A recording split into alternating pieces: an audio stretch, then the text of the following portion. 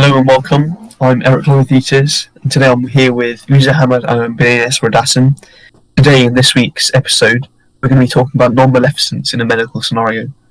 So, do either of you know what non-maleficence is? Yes, so non-maleficence is actually quite closely related to beneficence, which we covered in a previous episode, and it's often considered as an inseparable pillar of medical ethics. So non-maleficence actually states that a medical practitioner has a duty to do no harm or allow harm to be caused to a patient through neglect. So if the medical practitioner sees a patient in pain or at risk of harming themselves, then it is their duty, they must help out the patient.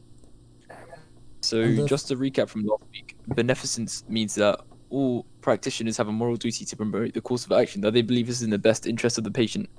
So in this case, it links pretty closely with non-maleficence. So if you're ranking different treatments in order of how much harm it causes to the patient, then you can rank it in two ways actually. So how much harm it causes and how good it will be for the patient. In that way, it's really closely linked together. Yeah. And therefore, any consideration of beneficence in a medical situation is very likely to involve an examination of non-maleficence as well, as they're so closely tied together. And in fact, I'd say that non-maleficence is actually a branch of beneficence. They're that closely related. How is non-maleficence actually different to beneficence?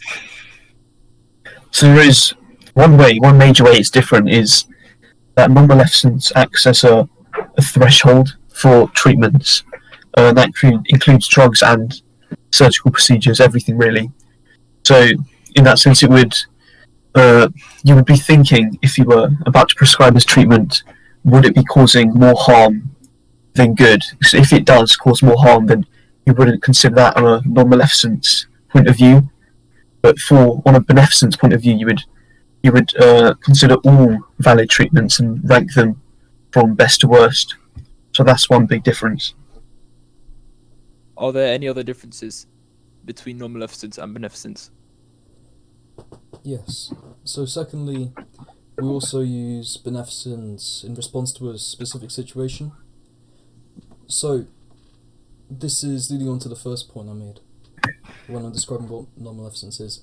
So if you saw a patient collapse, for example, on the floor, then you have a duty as a medical practitioner to provide medical attention to prevent further injury. So non-maleficence is, in that sense, a constant in clinical practice. It's always there. It's always there to be used and to be examined. So let's move on to examining an example of non-maleficence.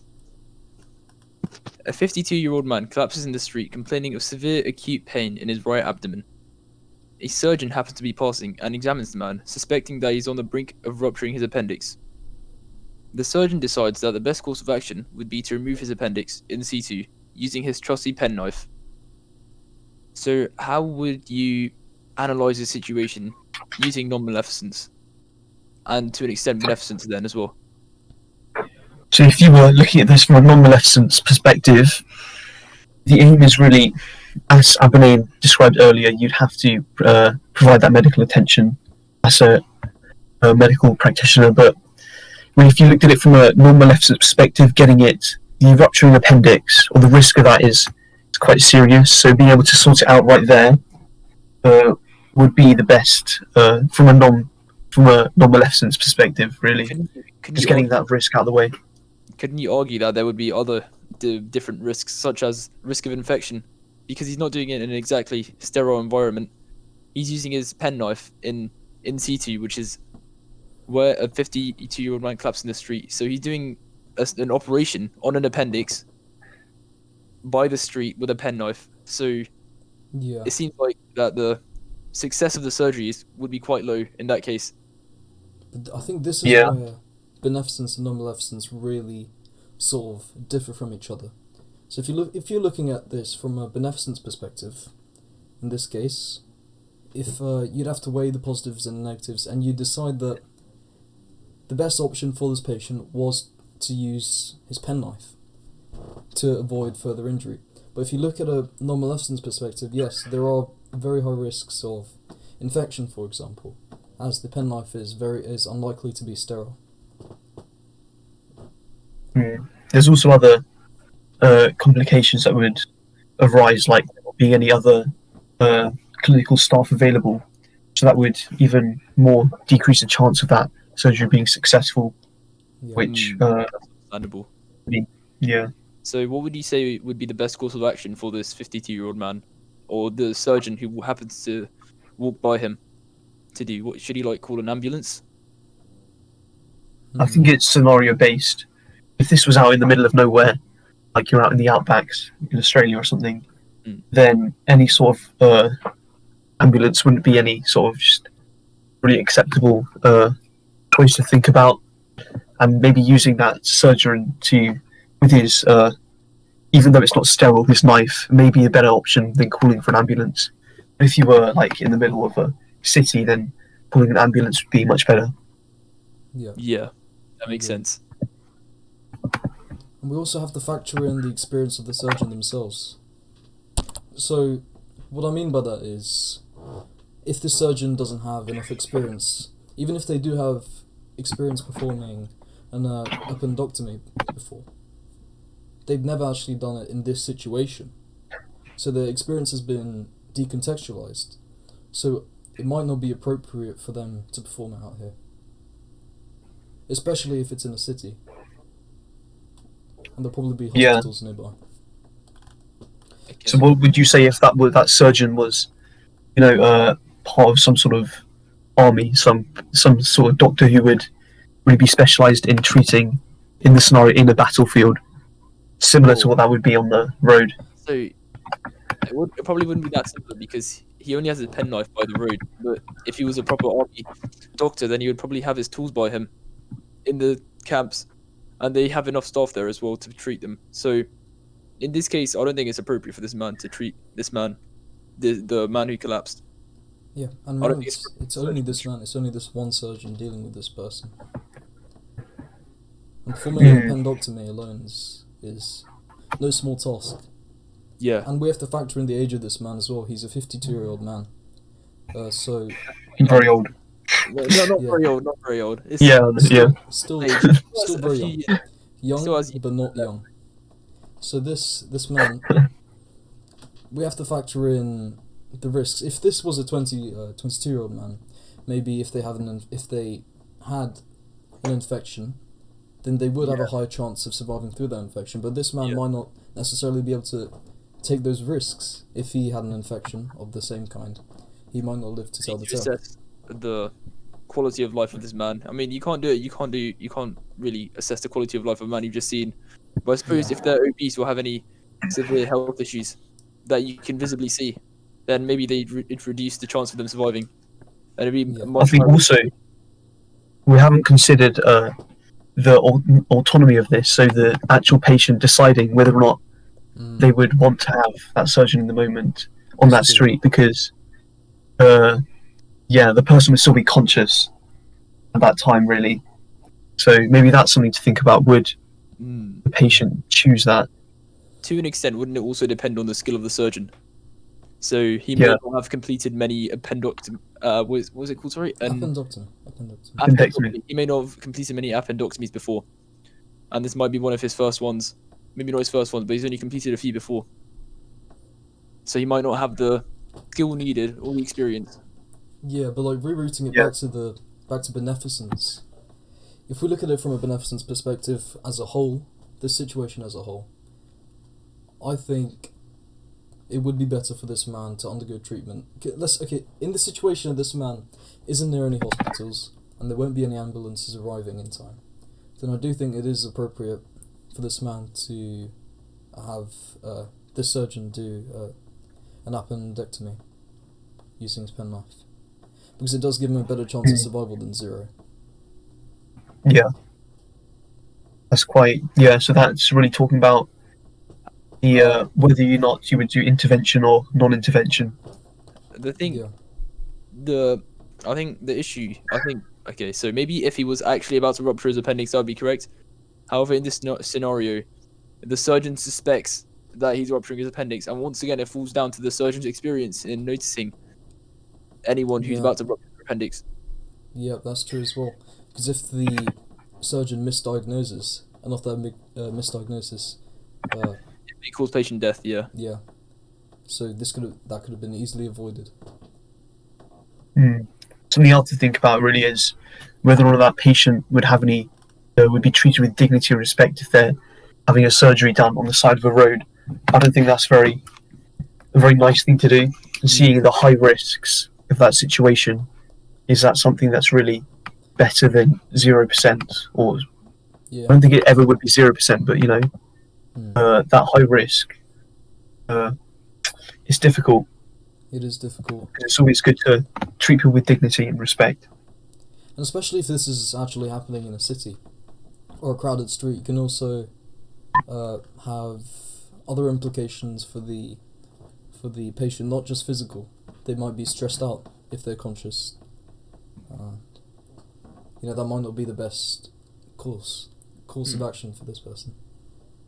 But also, another thing, there's other risk factors that the patient has to undergo, such as resources. If we look at it in terms of these things, resources, the only resource the surgeon has is a penknife. Staffing, it's only him. And there's no sterile equipment either. So I think if we're looking at this from a non-maleficence perspective, Yeah. it wouldn't be appropriate. Okay, so moving on to another example.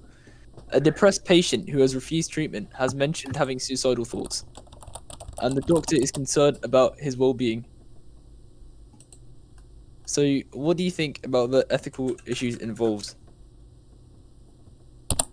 I think this is actually quite an interesting case, because if we tie this in with non-maleficence, I think there's a sort of notion that it only applies to physical injuries and risk of physical injury. But I feel as if it can be applied to mental health as well. So risk of worsening mental health or mental health conditions, which I think is quite interesting. But there are ethical issues involved in this case. So, Yeah, you would have to really weigh against what that treatment is for. Really, I think it's more important that the questions specific as to how dangerous that not having the treatment is. Yeah. Actually, yeah, it's difficult because if we're talking about autonomy there, it's Eric, obviously the person's not. Yeah. I think you're taking the right path here. So we should probably discuss all the pillars of medical ethics involved in this case. So, starting with autonomy, the patient has chosen to refuse treatment. So, can we really override that treatment? Override what they've chosen for themselves? Have they come to a balanced You can. decision? No, because you would have to. It's that being able to. That person would be competent if they're choosing suicide So, over treatment. I don't think that's. are you suggesting that we should reassess their competency? Yes, I am. What about you, Abinay? Yeah. Oh, I think this is pretty interesting, because the autonomy in this case, it's not being refused due to unconsciousness or a physical condition. This is actually the patient's own choice, and it's sort of a mental affliction, which is quite interesting. So I think it should be dealt more carefully than the usual sense. So if we move on to the next pillar, let's talk about non-maleficence. So as Eric said before, in terms of non-maleficence, this would be denied because the patient is trying to cause himself harm, which is obviously not the best course of action for both the doctor, but seemingly is for the patient. But one of the things that stands out to me in this scenario is that he mentioned having suicidal thoughts. It doesn't mention whether or not he talked about it before or after he denied treatment. Yeah, it's quite important because that might indicate the treatment not working. Exactly. Yeah. And in that case, if he did have suicidal thoughts after the treatment, then maybe the non-maleficence aspect should be reconsidered.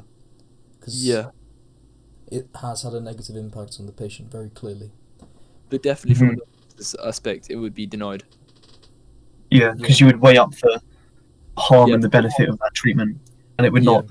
not have a good effect. So let's consider this from a similar perspective, from a beneficence. Sorry, your mic's a little. Oh, Hello, sorry. Bridget. Okay, so Can you what's repeat? your opinions on this scenario from a beneficence viewpoint? From a beneficence viewpoint, I think the situation still remains quite the same. In this situation, particularly non-maleficence, beneficence, in either way, if the patient has suicidal thoughts afterwards, then of course. So, if we go back to the definition of beneficence, to promote the best course of action, Yeah, the best course of then action in this, is definitely the treatment, yeah, because you would yeah. it'd be the best for both the patient and the doctor. And yeah, really beneficence, not causing harm, is an important thing for that. And really doing nothing about that is the same as causing harm. Yeah. So in conclusion, any last thoughts about this specific case study? Overall, you would have to really test the competency of that Yeah, person. Yeah. I believe that you should probably talk to the family as well, Mm-hmm. or maybe Yeah. ask them.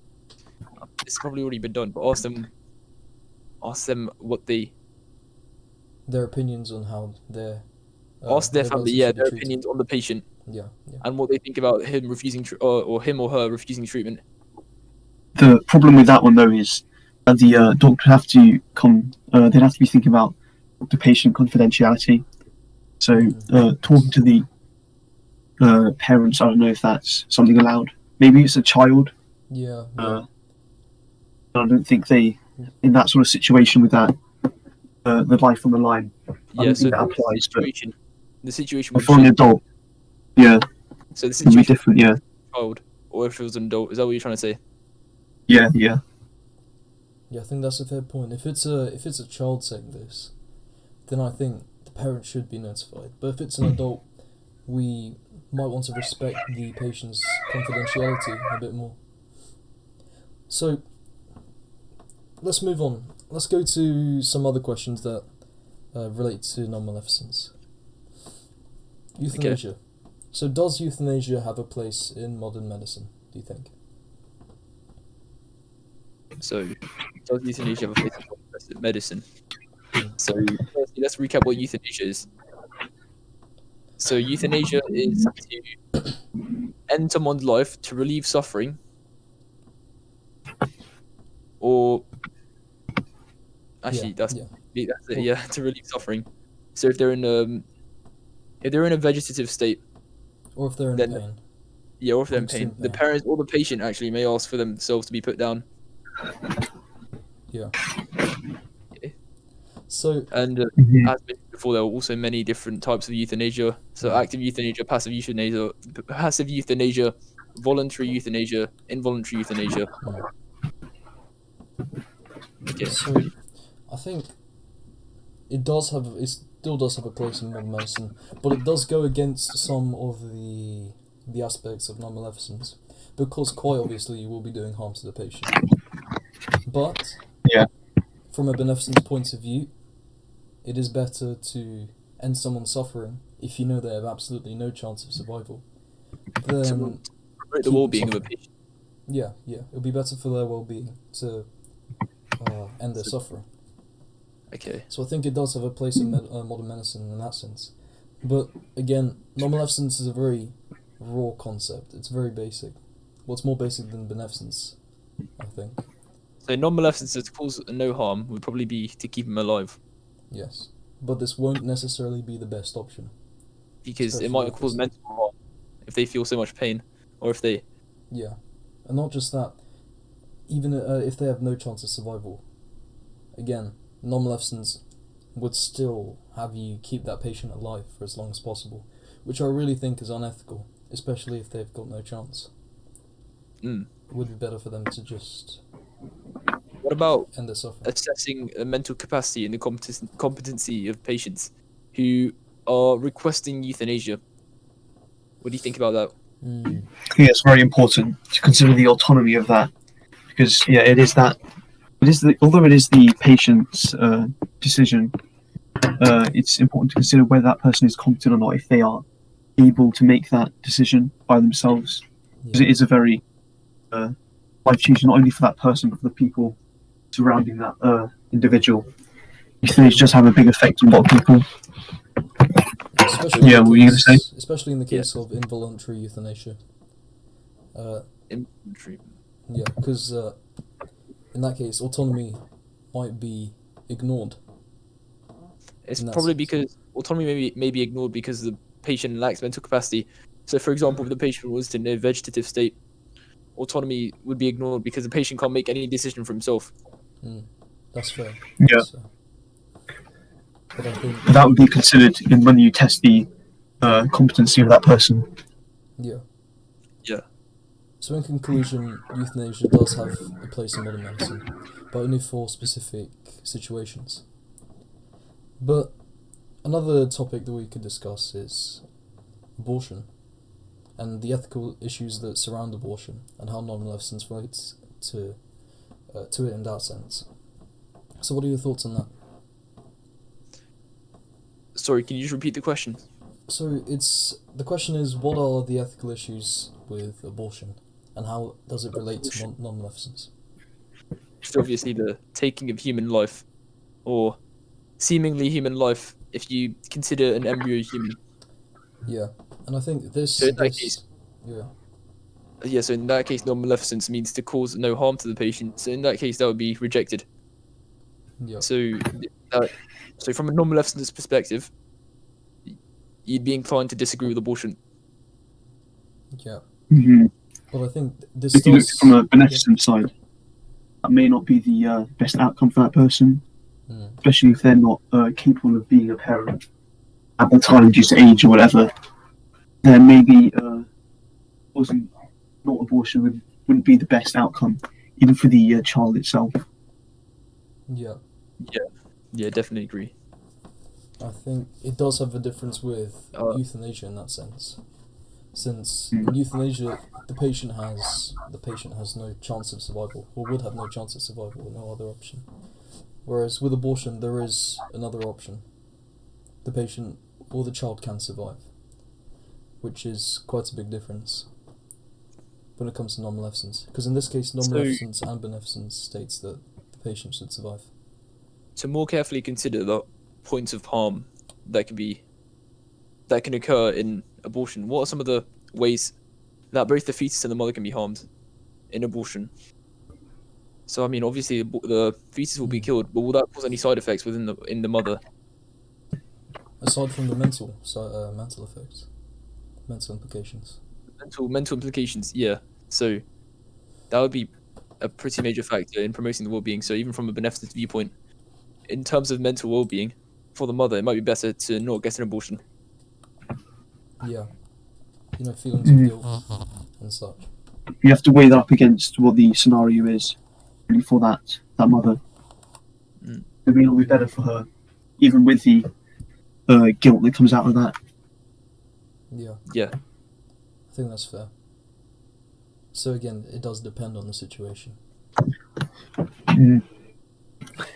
So I think that brings us nicely to the end of our third episode. Thank you for listening. Yeah, thank you.